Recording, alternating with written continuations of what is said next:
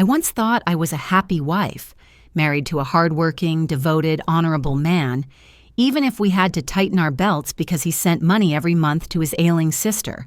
But then a birthday card and a bus ride to Columbus tore apart all those illusions.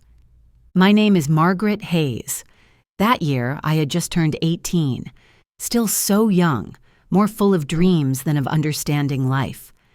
I left my parents' farm in a small rural town to find simple work in Cleveland. The city was more dazzling and noisy than I had imagined, but it was there that I met the man who would shape my entire life, William Carter. Will was 4 years older than me. He was a long-haul truck driver, running routes from Cleveland to Detroit and Columbus. His tall frame, bright smile, and firm handshake made me believe he could be a rock I could lean on. At that age, a country girl like me didn't need much. Just a shoulder to rely on and a roof to call home. 6 months after our first meeting, I wore a simple white lace dress and stood in the red brick church by the Cuyahoga River, vowing myself to Will. My mother once tried to stop me. "You're only 18, Margaret. People say if you marry in haste, are you sure you really know him?" All I could do was smile. Back then, love didn't need much weighing. People fell in love, then married, then carried life's burdens together. Only a few months after the wedding, Will told me about his only sister, Helen, who lived in Columbus. He said Helen had a chronic illness and needed constant medication and doctor's care. "Sweetheart, our parents passed away early and she only has me." "I can't abandon her," Will said, his brown eyes suddenly glistening. I believed him instantly, believed with all my heart. A man who cared for his sick sister had to be a husband with a kind soul, and so every month without fail, a thick envelope would appear on our kitchen table. Inside was a large portion of the money Will earned from his long hauls. I often sealed the stamps myself and wrote the address to Columbus. Each time, Will would clasp my hand and whisper, "Thank you, Margaret. With you, I can take care of the whole family." It warmed me, even made me proud. Though we were poor, I believed we were doing the right thing, standing together in his duty to his family. Life was never easy. I had James when I was only 19, then Clara 2 years later, and 3 years after that, Thomas was born. 3 lively children made our little house echo with cries, laughter, and the sound of running feet.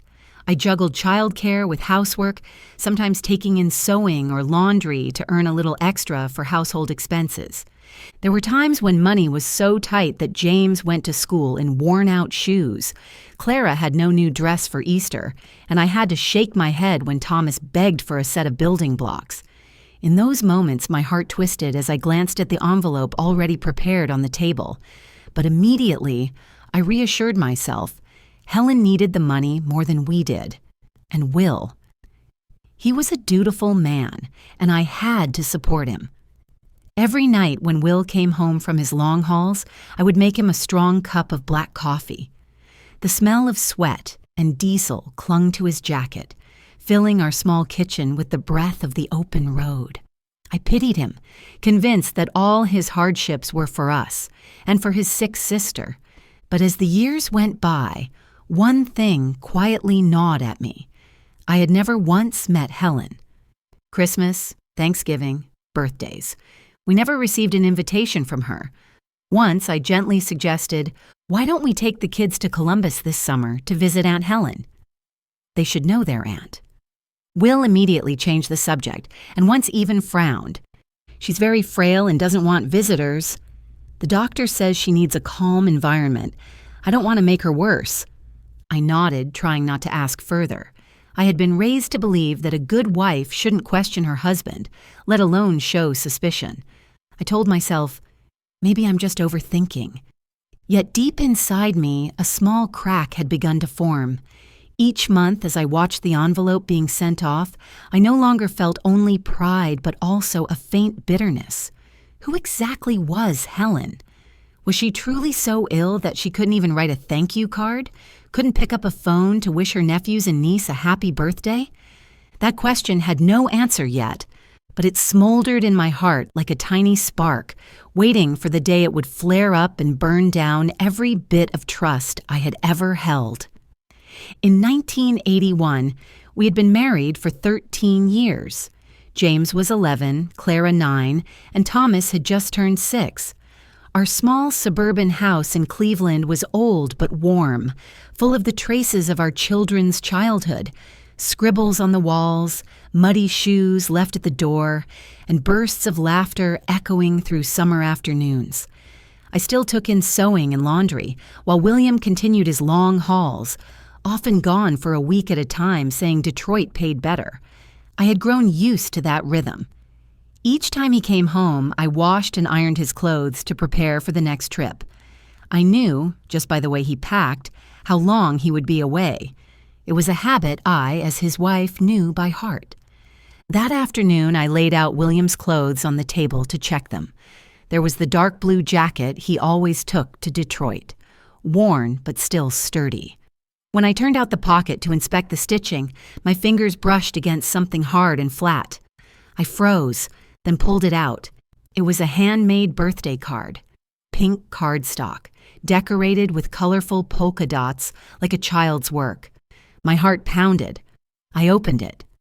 "Happy birthday, dear husband. May God grant you many healthy years to remain a wonderful father. With all our love, Helen and Deborah." I went numb. Dear husband? Helen, the ailing sister, calling him husband? And Deborah, who was she? Their daughter? My head spun. William's birthday had just passed last month. I had baked a small cake and bought him a new leather wallet to replace his worn one. That day he barely ate, only smiled faintly and said he was tired from the long trip. I had felt sad then, thinking he was exhausted. But now, had he celebrated his birthday with another family while I was nothing but a shadow? I folded the card and shoved it into my apron pocket. My hands trembled so badly that the needle slipped from my fingers. A chill ran down my spine. That night, William came home late. He still tossed his jacket onto the sofa, still kissed my forehead lightly, and said, "I'm exhausted. Let's talk tomorrow." He fell fast asleep, but I lay awake staring into the dark. I thought of every month, every year, every envelope he had sent away. I remembered the times when we were so strapped that I had to patch James's shoes or alter an old dress for Clara to wear to church. And all the while, if this card was true, our money was feeding another woman and another child. The next morning, he said he had to head to Detroit. He kissed the children, told me to make chicken soup for when he got back. I just nodded, biting my lip, holding the secret tight inside. But fate soon revealed another piece of the puzzle. 3 days later, the phone rang while I was folding laundry. I picked up, and a strange man's voice said, "May I speak to Mr. William Carter? This is Lakeside Transport." I answered, "He left for Detroit earlier this week. He should be on the road by now." The line went quiet for a moment. Then the man said, "Ma'am, that's impossible. The Detroit route was canceled this week. Mr. Carter hasn't taken any runs. We're looking for a replacement and just tried to reach him." I froze, gripping the receiver so hard my knuckles whitened. Are you sure?" "He left Monday morning." "I'm sorry, ma'am, but William Carter hasn't driven anywhere this week?" I hung up, my heart hammering. I looked around the small kitchen, the same kitchen where envelopes had appeared faithfully for years, and for the first time it felt unfamiliar, almost foreign. That evening, after the children were asleep, I went through William's drawer. Beneath a pile of old papers, I found a different bank book, not from the bank we usually used. Inside was an envelope addressed to Helen Carter, with a Columbus address. I copied the address onto a small slip of paper and hid it behind our wedding photo. In that picture, I was just 18, and William wore a radiant smile. As I stared at it, tears blurred my eyes.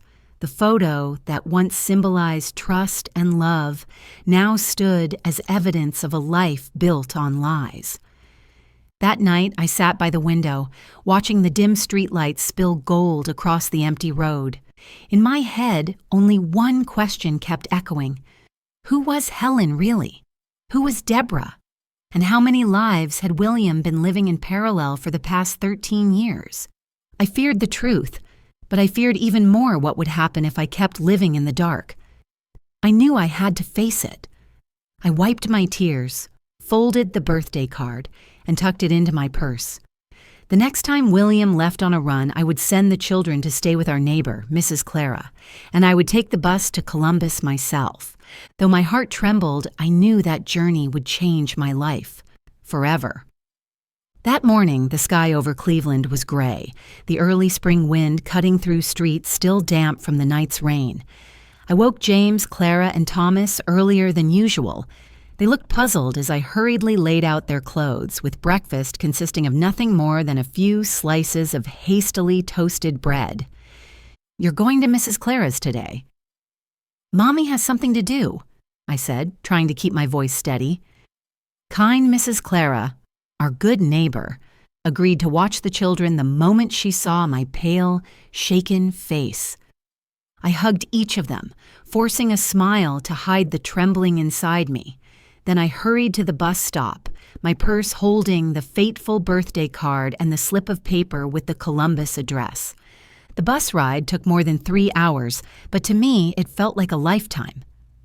I sat pressed against the window, eyes fixed on the passing scenery while my mind spun in chaos. William on our wedding day, the envelopes of money, his talk of a sick sister. All of it circled through my head like an unfinished reel of film. I clutched my purse tighter, knowing the small piece of evidence inside could shatter 13 years of trust. Columbus appeared at last, its straight streets lined with budding green trees. Following the address on the paper, my heart pounded faster with each step. Finally, I stopped in front of a pale yellow corner house with a white picket fence and a garden in full bloom. A small sign hung by the garage, Helen's Boutique, Dressmaking and Fashion. I froze. A boutique? A proper dressmaking shop? Not the sickly, gloomy home William had described. Taking a deep breath, I walked through the gate and knocked on the door. The doorbell chimed, and soon a girl of about 14 opened it. Her brown hair was tied in a braid, her dark eyes bright and clear. But when those eyes met mine, I went cold. They were the very same eyes as James, my eldest son. "Hello, ma'am." "Do you want something tailored?" the girl asked politely. My throat tightened. I'm here to see Mrs. Helen." "Is she home?" "She just went out to buy fabric." "But my dad's inside. Do you want to see him?" My dad. My chest clenched so hard it hurt. I nodded shakily. The girl turned back and called, "Dad, someone's here to see Mom." Footsteps sounded, and then, at the doorway, a familiar figure appeared. William. He was wearing the very plaid shirt I had ironed for him a week ago. When our eyes met, his face went ashen. "Margaret," he stammered, like he'd just seen a ghost. I gripped my purse strap to keep from collapsing. "Will, what are you doing here?" The girl looked between us, confusion plain on her face. "Dad, who is she?" Before William could answer, the door swung open again. A woman stepped in, her arms full of fabric. She was about my age, slender, her hair neatly curled, lips painted red. Surprise flickered across her face when she saw me. "Company?" she asked. William swallowed hard. "Helen, this is Margaret." I needed no further explanation. One look at his panic-stricken eyes, at the way her hands stiffened around the fabric, and I knew the truth was laid bare. I pulled the birthday card from my purse and held it up. "I found this in his jacket pocket." Helen dropped the fabric, her face going white. The girl, Deborah, stared wide-eyed, her voice trembling. "Mom, Dad, what's going on?" "Who is she?" I drew in a deep breath. "Sweetheart, my name is Margaret. I've been his wife for 13 years.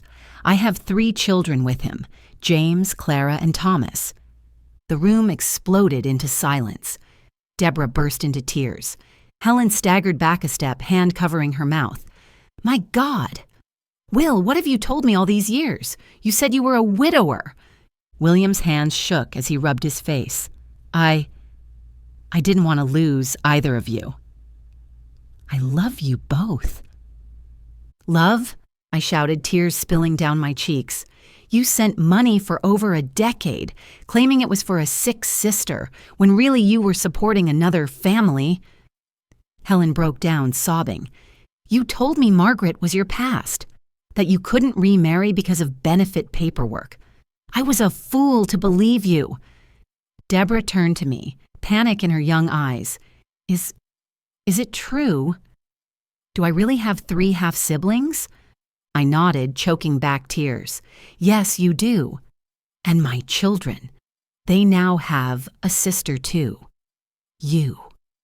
The room filled with sobs. William collapsed into a chair, face buried in his hands. I looked at Helen, the woman I had thought was a sick sister-in-law, and realized she too was a victim. In that chaotic moment, I felt an invisible thread connect the two of us women. Both of us had trusted. Both had sacrificed. Both had been betrayed by the same man. Inside me, anger blazed. But so did a new thought. Perhaps we didn't need to see each other as enemies. The real enemy sat hunched before us. I looked Helen straight in the eyes. We need to talk. Not with him, but with each other. Helen nodded, hastily wiping her tears. And in that instant, we both understood. From this moment forward, our lives would take an entirely different path. The bright boutique suddenly felt suffocating. Sunlight still poured through the windows, but inside me, there was only heavy darkness. Helen collapsed into an armchair, her hands trembling. Deborah, the girl with eyes identical to James's, stood frozen in the middle of the room, her face pale. William kept his head bowed, face buried in his hands as if he could hide from it all. But we weren't going to let him escape so easily. Say it, William, I demanded, each word sharp as a blade. What have I been to you these 13 years? Just a shadow you used to cover up the truth? Helen lifted her tear-stained face. And what about me? You swore to me you were a widower, that Margaret had died before we met. I believed you. I stayed with you. I bore Deborah. And all the while you lied to my face. William finally looked up, his face gaunt, his eyes pleading. I didn't want to lose either of you. Margaret, you're my first wife, the mother of James, Clara, and Thomas. Helen, you gave me warmth whenever I felt alone. I love you both, truly. Love? I almost laughed, bitter and sharp. Love while I patched old clothes for our children because you sent your paycheck to support another family? Love while Helen raised her daughter in lies, believing she was your lawful wife? Helen slammed her hand on the table, her voice breaking. Do you even know how Deborah grew up? All these years, she proudly said, my dad is the best man in the world. And now what does she hear? That her father betrayed 2 families? Deborah burst into tears, sobs choking her. Dad, it's not true, is it? Say it. Tell me she's lying. That mom's lying. William reached toward her, but Deborah backed away, her small shoulders trembling. Don't touch me, she cried. I don't even know who you are anymore. The sight tore at my heart, but it also made one thing clear. It wasn't just me, not just Helen. The children were the ones most brutally wounded. I turned to Helen. He told me you were his sick sister. For 13 years, I believed it. That's why I never resented the envelopes of money he sent every month. Helen let out a bitter laugh through her tears. And he told me the opposite. He said there was a sickly brother in Chicago who'd left behind 3 kids. He claimed he sent money to help raise them out of family duty. And I, fool that I was, believed every word. We both fell silent, letting the words hang heavy in the air. We understood now. We weren't enemies. We had both been deceived, both fed parallel stories to cover the same rotten truth. I turned back to William, my voice low and steady. You lied to both of us. So what is the truth? How long did you plan to live like this? A month with me, a month with her, hiding behind trips that never existed? William bit his lip, shoulders slumping. I thought I could balance it, but it only got harder. I was terrified of losing one of you, so I tried to keep you both. Helen shot to her feet, pointing straight at him. No, Will. You haven't kept anything. You lost it all, right here, right now. Quietly, I opened my purse and pulled out the bank book I had found. I placed it on the table in front of him. I saw this. Your secret account. Did you really think you could hide it from me forever? Helen looked at it too, whispering, I used to wonder why you always said you earned so little, why I had to scrimp and stretch to pay the bills, and now I know you split everything in two, feeding one family and the other. William opened his mouth, but no words came. I stared at him, anger giving way to sheer exhaustion. You stole 13 years of my youth. You stole new shoes from James, clean notebooks from Clara, and little toys from Thomas. And you stole Helen's trust, making her raise her daughter in lies. Helen laid a hand on my shoulder. I looked at her, and for the first time, we no longer saw each other as rivals. To me, Helen was just another woman, pitiful, betrayed, like myself. William sank to his knees, voice cracking. Please, give me another chance. We can work this out. I'll tell the children the truth. We can still... Enough, I cut him off. You had 13 years of chances. There are no more. Helen added firmly, You're not my husband. And you're not hers, either. From now on, you're nothing but a stranger. Deborah looked at him, tears glistening but eyes hard. Dad, I won't call you that anymore. The father I believed in died today. William crumpled, hands falling limp at his sides. He had nothing left to cling to. I turned to Helen, drawing a deep breath. We've both lost too much to the same man. But instead of fighting each other, maybe we should stand together. Helen studied me. Her eyes were still wet, but a faint light flickered within them. Do you think we could really do that? I nodded, clutching the crumpled birthday card in my hand. I don't know what the future holds. But at least we share something, our children and the pride of being women who survived. If we can put the past behind us, maybe from these ruins we can build something new. Helen smiled faintly through her tears. Maybe you're right. William looked up at us, stunned, but I didn't care. He no longer had a say. From that moment, two women who had once been secret rivals chose instead to stand hand in hand and begin a new journey. After that confrontation, I returned to Cleveland as if I had just passed through a storm. On the bus ride back, I sat motionless, clutching my purse, staring out the window but seeing nothing. All I could hear in my head were Deborah's sobs, Helen's choked cries, and William's ashen face.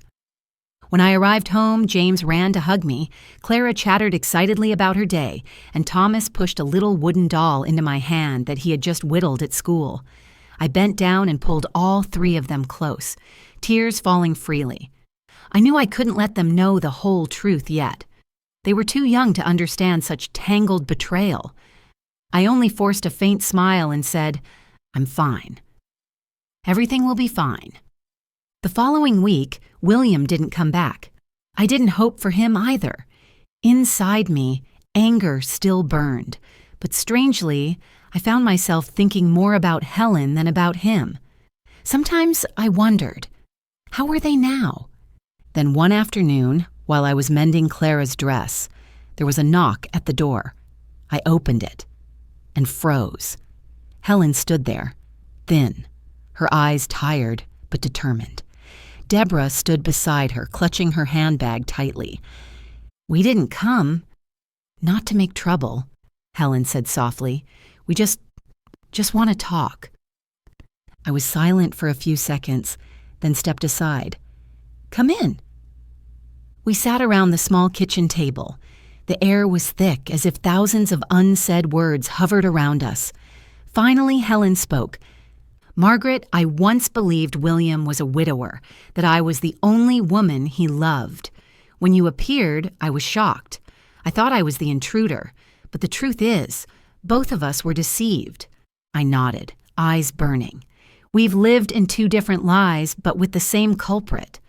I used to envy you, thinking you took all the money, all his heart, but in the end, we were only two victims. At this, Deborah broke into tears. I never knew I had siblings. Why would Dad do this? Why would he separate us like that? I drew the girl into my arms, something I couldn't have imagined just weeks earlier. It's not your fault, Deborah. You and my children are innocent. We have to learn how to move past this. Helen's eyes shimmered as she looked at me. Margaret, I know you're skilled at sewing. I have some experience with business and managing a shop. If we can put the past behind us, could we work together? We both have children to raise. We both need a living. I was stunned. That thought had flickered in my mind since the confrontation, but hearing Helen say it aloud made it real, a small spark of hope in the midst of gloom. That evening, after Helen and Deborah left, I sat in the living room for a long time, my 3 children clustered around me, their eyes full of questions. James, the eldest, spoke in a trembling voice. Mom, where is Dad really? And who were they? I drew a deep breath, my heart twisting, but I knew I couldn't keep hiding it. I looked at each of my children, then said slowly, Your father hasn't been honest. He had another family, even before he married me. The woman you met, Helen, is also his wife. And Deborah. She is his daughter, too. She is your sister. The room fell silent. Clara burst into tears, burying her face in a pillow. James clenched his fists, his voice breaking. He betrayed us? All these years, he lied to everyone? I nodded, tears streaming, but keeping my tone steady. Yes, your father was wrong. But Helen didn't steal him from us. She was deceived, too. And Deborah? She's innocent, hurting just like you. Thomas, still too young to fully understand, only clung to me and whispered, I don't need Dad, as long as I have you. Hearing that, I broke down in sobs. I held all 3 of them close and promised through my tears, no matter what, I won't let anyone hurt you. We are still a family and we will get through this. Outside, the night wind whistled through the windows, as if bearing witness to my vow. I knew that from this moment on, our lives had turned onto a different path, a hard one, but at least no longer shrouded in lies. In the days that followed, we met with Helen more often, at first just to share the pain, to recount the lies William had planted in each of us, but gradually our talks shifted to reality. How to feed our children, how to pay the rent, how to face the neighbors without shame. Helen said, I have a few regular clients in Columbus who trust my taste in fabrics, but I can't bear to keep that old shop anymore. I'm ready to move to Cleveland, if you'll agree to work with me. I looked at my sun-browned, calloused hands, roughened by years of sewing. I have an old sewing machine, the skill and the endurance. If you bring the clients, I'll bring the craft. Let's give it a try.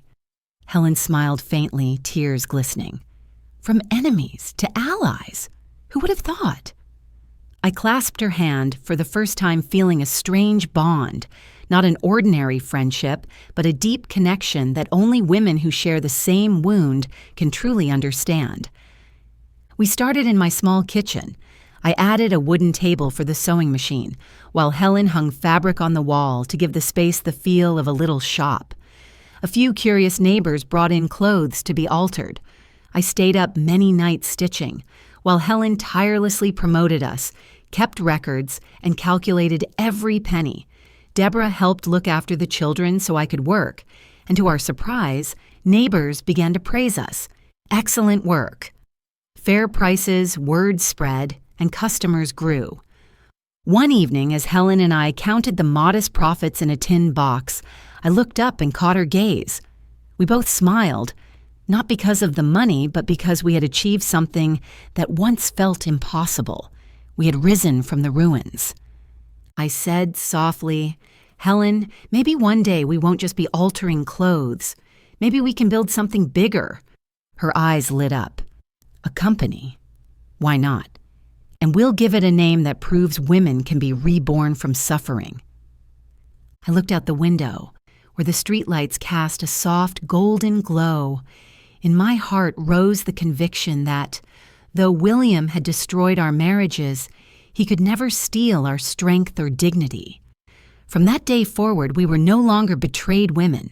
We were comrades beginning to write a new chapter. The early days of our abandoned wives sewing shop were anything but easy. Our little house in Cleveland was already cramped, and now, with an extra sewing table, stacks of fabric, scissors, needles, and thread, the children had to squeeze into a corner to do their homework. The clattering hum of the sewing machine, clack, clack, clack, echoed from morning until late at night, drowning out even our weary sighs. Word spread quickly. In a small neighborhood, nothing stays hidden for long. Each morning at the market, I heard the whispers behind me. There she is, Margaret. Her husband ran off with another woman, and now she's brought the mistress home to start a shop. Let's see how long they last. What do women know about business anyway? I pretended not to hear, but each word cut deep. Many nights I silently wept over unfinished fabric. Helen would notice and lay her hand gently on my shoulder. They laugh because they've never stood where we are. One day, they'll be the ones coming here with orders. And in truth, it didn't take long. One neighbor brought an old coat and asked us to repair it. I carefully stitched each seam while Helen chatted kindly, suggesting she add a new lining to keep warm through the winter. When the woman tried on the coat, her eyes lit up. My goodness, I thought this coat was worthless. It looks brand new. She turned to Helen and said, "Tomorrow I'll bring my daughter over. She needs a dress for church." That was our very first real commission. I still remember the turquoise dress clearly, not fancy, but well-fitted and elegant. The girl tried it on and admired herself in the mirror again and again. And just like that, word began to spread. They sew beautifully and the price is fair. We divided the work clearly. I handled sewing, cutting, and alterations. Helen managed the customers, the bookkeeping, and sourcing fabric at good prices. Deborah helped with the children and small tasks, folding fabric, marking chalk lines, trimming loose threads. At first, the kids grumbled about the house always being messy and smelling of dyed cloth. But gradually, they grew accustomed to it, even taking pride when neighbors praised their mother's skillful hands. Each evening, after tidying up, Helen and I sat under the oil lamp, hand-sewing the finer details while we talked. At first, it was only about work, but gradually, it became about life. I told her how William had gone on long trips to New York, leaving me to manage 3 children alone. Helen told me how he claimed money was tight, forcing her to scrape by while he secretly sent envelopes to his sick sister. We both laughed bitterly. "At least," Helen said, "out of all those lies, we found each other." One evening, Deborah piped up, "Why don't we give the shop a name? It'll make it look more professional." Helen and I looked at each other, then both burst out laughing. She was right. A name, not just to call it, but to declare we were truly beginning again. After many nights of thought, we settled on something simple. New Dawn Tailoring. I embroidered the name onto a piece of white cloth and hung it at the front door. The day the sign went up, the whole street buzzed. Some mocked, some shook their heads, but others looked on with a mix of curiosity and admiration. As Christmas approached, families began ordering holiday coats and dresses. We were so busy we often worked until 2 or 3 in the morning. Exhausted as we were, whenever a customer smiled with satisfaction, I felt something inside me come alive again. Once a client brought in her mother's old wedding gown to be altered. My hands trembled as I touched the delicate lace hem, thinking of my own wedding dress at 18, the dress of a marriage that had begun with lies. But I steadied myself, sewing each stitch with all my heart. When the young woman put it on, her radiant eyes told me everything. I realized then I was no longer sewing for the past, but for the future. One afternoon, after the last customer had left, Helen closed the ledger and looked up at me. "Margaret, do you see it? We're beginning to stand on our own feet. Maybe one day we'll have a real shop, not just this cramped kitchen." I glanced around the little room, filled with fabric and thread, the smell of new cloth, the children's laughter drifting in from the yard. A wave of conviction rose inside me. From the ruins, we could still rebuild everything. I clasped Helen's hand. Yes, and that day will come. Life was never easy for us. Just a few months after New Dawn Tailoring began to thrive, a severe economic downturn struck Cleveland.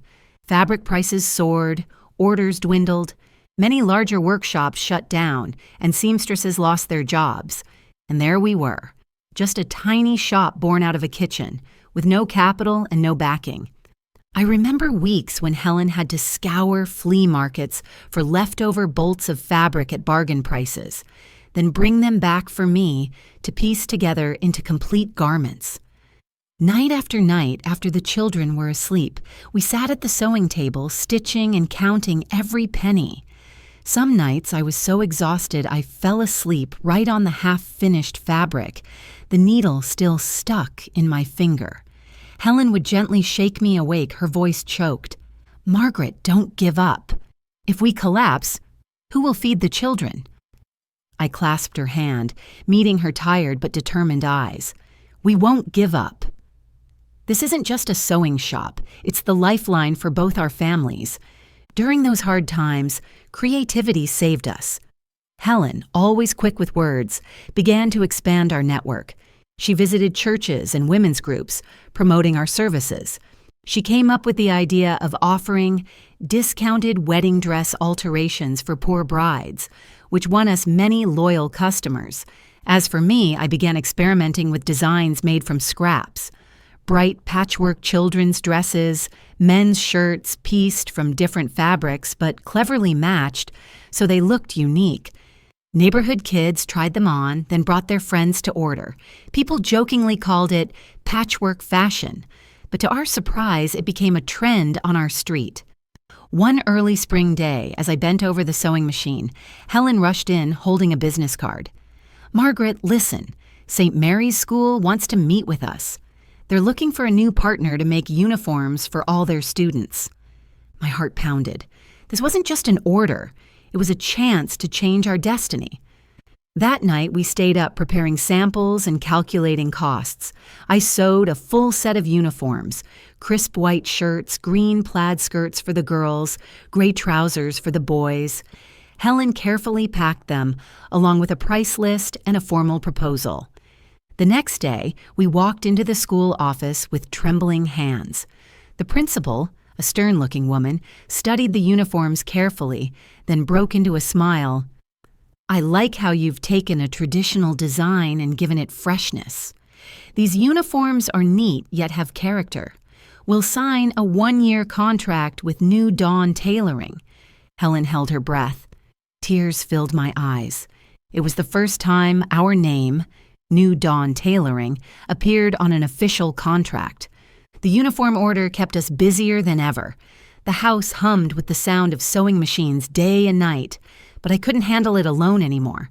So we hired 3 more seamstresses, women from the neighborhood who had also been abandoned by husbands or widowed.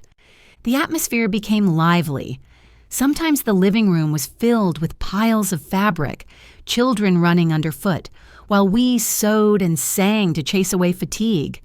I realized then, we weren't just building a workshop, but a small community, a place where women who needed support could belong.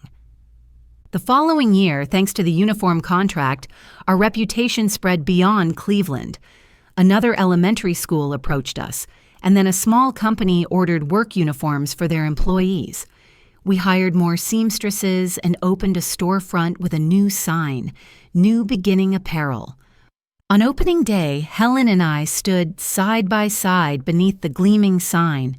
People crowded in to congratulate us, even some who had once mocked us.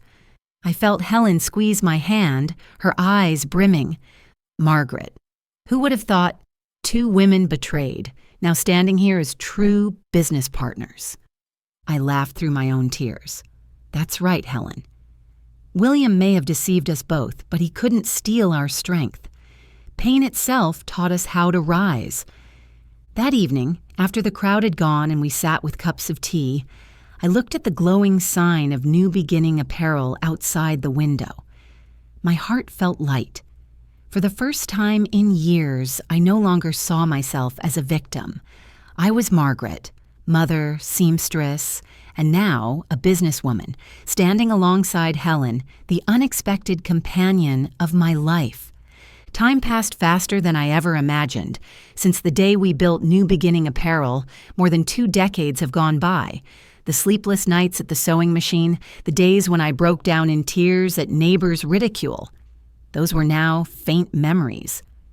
Instead, every morning as I walked down Cleveland's main street and looked up at the shining sign stretched across our 3-story building, New Beginning Apparel, my heart swelled with pride. Our children had all grown up. James, my eldest, after graduating as a mechanical engineer from Ohio State, returned to oversee the modernization of the production line. It was he who convinced us to invest in industrial sewing machines, rather than relying solely on handwork, thereby multiplying productivity many times over. Clara, my once dreamy daughter who loved dolls, became our lead designer. She had a natural eye for style and nimble hands. Her summer collection was once praised in the local press as youthful yet timeless, the soul of new beginning. Thomas, my youngest, never cared much for sewing, but he had the gift of words and a sharp business mind. He managed sales and client relations. Thanks to him, the company signed major contracts with local hospitals and hotels. And Deborah, Helen's daughter, had grown into a formidable woman. After earning her business degree, she became our chief financial officer. It was Deborah who steered the company through the financial crisis of the early 90s, when soaring bank interest rates threatened to sink us. Her careful calculations and clear-eyed judgment saved New Beginning Apparel from collapse. Looking at the 4 of them, children once split between opposite families, now working shoulder to shoulder, my heart felt healed. They called each other brothers and sisters without distinction. No need for labels like Margaret's children or Helen's child. As for Helen and me, we hadn't thought of each other as rivals for many years. Decades of hardship had stitched up our wounds, turning 2 women once bound by resentment into true sisters, not by blood but by fate. Once as we sat together in our polished wood-floored office, Helen held my hand and whispered, "Margaret, if you hadn't opened your kitchen door to me that day, I don't think I'd have survived." I looked at her, eyes misting. "No, Helen. You were the one who pulled me up. Without you, I would still be that abandoned wife, cowering in shame. We saved each other. From then on, we weren't just co-founders. We were family. On holidays, our children and grandchildren gathered around long dinner tables, their laughter drowning out all bitter memories. William, the man who had once been my husband and Helen's, had long vanished from our lives. No one knew where he had gone or how he had lived. Rumors swirled that he drifted south, that he drove trucks on the highways, that he drowned himself in drink. But nothing was certain. Then, one winter afternoon, Deborah brought home a clipping from a Kentucky newspaper. Truck driver killed in interstate accident. No family came forward. Name, age, photograph, everything matched. We sat in silence for a long time. No one cried, no one laughed, only a quiet sadness like mist settling on the ground. I sat there, absent-mindedly stroking the wooden table. Helen finally said softly, "Perhaps at last he's found his release, and so have we." I nodded. There was no more anger, no more hatred. Only a period at the end of a chapter built on lies. After that news, we poured ourselves even more into the company. By the 2000s, New Beginning Apparel had branches in Columbus and Pittsburgh. The brand became a local point of pride, a company built by two abandoned women, stronger than many, run by men. James oversaw production, Clara led design, Thomas drove sales, and Deborah safeguarded finances. The four worked together seamlessly, as if they were born to be a team. The press even called them the golden generation of New Beginning. On the company's 25th anniversary, Helen and I stood on stage, looking out at rows of employees, partners, and clients. Below us, the four children sat side by side, holding hands, eyes shining with pride. I whispered to Helen, "From ruins, we've built a legacy." Many nights when the house was quiet, I sat alone on the balcony gazing at Cleveland's distant lights. I thought of the 18-year-old girl I once was, believing marriage was heaven, believing my husband's sick sister truly needed support. I remembered the years of struggling alone with 3 small children while he lived a double life. Had I not found that birthday card, had I not boarded that bus to Columbus, perhaps I would have lived my whole life in the shadows of lies. But because of that painful truth, I was reborn. I was no longer just a betrayed wife. I had become a founder, a mother who raised strong children, a sister bound to Helen not by blood, but by something deeper. Once, Clara asked me, "Mom, do you regret it? If you could choose again, would you want a different life? One more peaceful with less pain?" I smiled, brushing back her hair. "No, my dear. Because it's through the cracks that light gets in. Without the ruins, there would be no new beginning. And there would be no you, just as you are today. Now, with my hair white and my hands trembling, no longer quick with needle and thread, I finally understood. The true legacy I leave behind isn't just the building, the contracts, or the awards on the walls. The greatest legacy is the bond among our children, 4 souls from 2 broken pasts, now one family, and the example we've set that women can rise, rebuild from ashes, and turn betrayal into triumph. Each night in our warm home, as the laughter of grandchildren fills the living room, I glance at Helen, and she back at me. We smile without words, for everything is already clear. From ruins, we built a legacy, and that is the story I want future generations to remember. Truth can shatter a family, but courage can build a dynasty. I am 78 now, my hair silver, my hands unsteady. Helen is 81, her health fading, but she still insists on coming to the office once a week just to watch the next generation carry on. New Beginning Apparel is no longer a small shop in Cleveland. It is a brand present in many cities, with hundreds of employees, and above all, a great family, where those once small children have become capable leaders. As I watch my grandchildren and even great-grandchildren playing in the yard, I understand the greatest legacy I've left isn't the company. It's the lesson. Women may be betrayed, may lose everything, but they can rise again, rebuild, and leave something better for those who come after. William's death on that highway was long ago, nothing more than a period at the end of his chapter. Now, when his name comes up, I feel no hatred, only a vague sadness, like recalling the shadow of a stranger who once passed through my life. At the 40th anniversary of the company, Helen clasped my hand, her eyes brimming with tears. "Margaret, from ruins, we've built a legacy, and it will endure, even when we're gone." I nodded, because it was true. Truth can shatter a family, but courage can build a dynasty. Do you agree?